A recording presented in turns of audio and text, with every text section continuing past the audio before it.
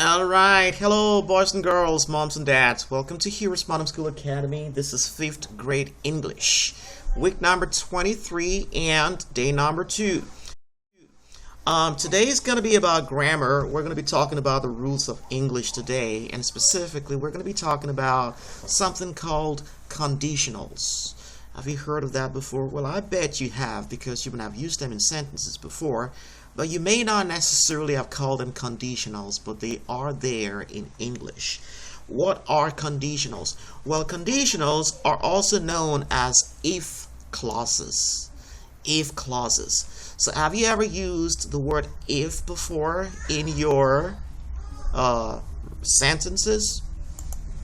Alright, so anytime you use the word if, you are literally talking about conditionals over there.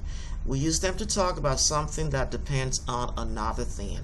They come in the following format. So to talk about something that is likely to happen, you can say if plus present simple tense and then will plus infinitive. Well, how do you do that? Well, look at this example. If you call Jesus Lord and obey him, you will go to heaven. Now, what's the conditional clause over here? The conditional clause is going to be if you call Jesus Lord and obey him, right? And then the will plus infinitive is going to be will go to heaven, okay?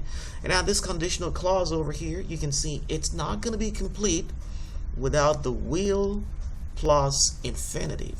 That's the reason we're talking about conditionals plus will plus infinitive over there. The will is going to be will plus infinitive, will go to heaven. Another format of the conditionals that we can see is to talk about something that is not likely to happen. So that format is going to be if plus past simple tense or simple past tense, would plus infinitive. Example, if I flew to the moon, I would float.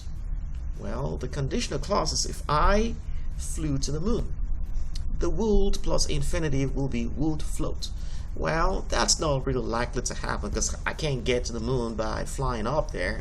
Most likely it's not going to happen. But did you see if I flew? So the word flew over there is going to be simple past tense of the word fly, just to let people know that most likely this is not going to happen. So that's another format of it. And then when you want to use the infinitive, it's going to be would, not will, float. If I flew to the moon, I would float. You're not going to say I will float. I would float. All right? Did you see those two formats?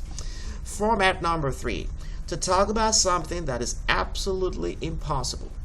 And in that case, you are going to use if plus past perfect tense, would have, and then plus past participle. What's an example of that? It's absolutely impossible. All right, an example is going to be if I had enrolled at the HHA last year, I would have graduated now. Now, you didn't enroll at the HHA last year, most likely. So that's not possible to do right now.